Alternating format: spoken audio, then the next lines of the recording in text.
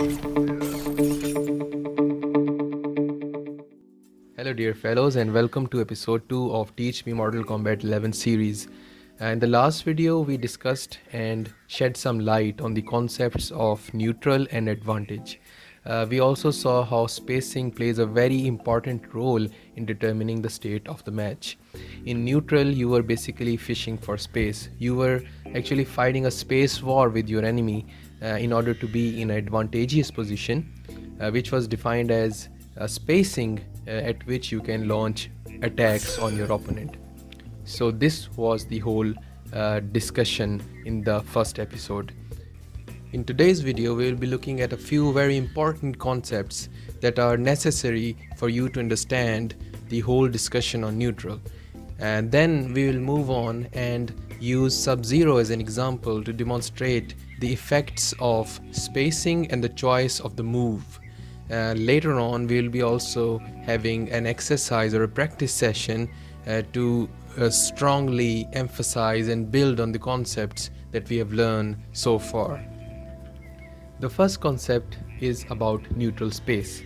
So all the space that exists on the screen, that is when the players are just moving or jumping, the whole of it, the whole space, whether it is on the ground or in the air, when there is no attack being thrown by either player, that is known as neutral space. So as soon as someone throws an attack on the screen, like this or like that, the player that throws the attack is said to control that particular space in which the attack exists. This is known as space control. So the neutral space becomes controlled by that player and becomes advantageous for that player if the opponent exists in the area of effect of that particular move. So the game internally represents the existence of players in the form of simple rectangular boxes called hurt boxes, and the attacks are represented by also rectangular boxes which are known as hit boxes. So for example, if I perform this move is internally represented using a simple rectangular box which I called hit box. Now ideally speaking, what you would want is that you would want the hitbox of the move to connect with your opponent's hurt box, and more ideally speaking, you would want the tip of the hitbox to just connect with your opponent's hurt box. That way you would be using the move in its optimum form. Why is that? So that we will be discussing in a later video, that why the tip of the move is important. For now, just remember that in this way that move is being used optimally, because that was the range it was made for. So if for some reason the move doesn't connect with your opponent's hurt box, then the move is said to have whiffed, meaning it has missed hitting your opponent, and that can have some bad consequences that we will be discussing also in a later video. Now every character has some tools or attacks he can use for different spacings that exist during the match. So optimally you would want the right tool to be used at the right spacing. For example, let's take example of Scorpion. This is the full screen distance when they are apart from each other at the maximum possible distance they can be in. So at full screen distance, it would be foolish to use back 1, it would be foolish to use back 3, it would be foolish to use forward 2.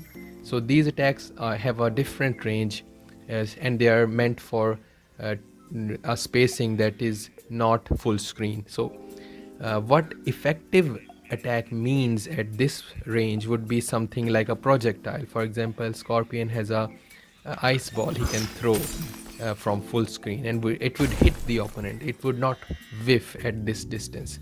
Similarly, he has a slide, but this move is not optimum at the full screen distance. I would have to move a little bit farther and then use the slide, and then it would connect. So slide is meant to be used at around this range. Similarly, if I wanted to use back 1 or forward 2, I would have to be at a distance which is somewhat around here. So this is the back 1 distance, and similarly this is or you can say this is the distance which is optimum for the forward 2 attack of Sub-Zero. And lastly, for short ranges, it is best to use jabs and down ones because they are short ranged and meant for short range distances. So every attack has a different distance or the spacing which it is made for. So optimally you would want to use that attack at that particular spacing. Now for this video I am giving you an exercise that you can use to practice your skills and know your character better and see at what spacings your character has which tool that you can use at that spacing. So what you can do is that you can go into the practice mode. For example, let me take the example of Scorpion, and what I want you to do is that you would just look at the basic command normals, that is the arrow and some button. So you would be looking at the ranges that each of these command normal has. For example, this back 1 of Scorpion has a range, so I would be trying to figure out the perfect distance at which I can hit Sub-Zero. So I can hit it at here, but it is not the optimum distance. I would want to hit at just the tip. So this is around the distance from where I can use this back 1 effectively.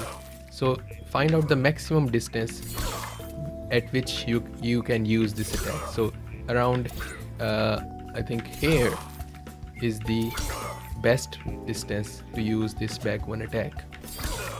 So similarly you can try out different other moves, like for example I would also try to use forward 4.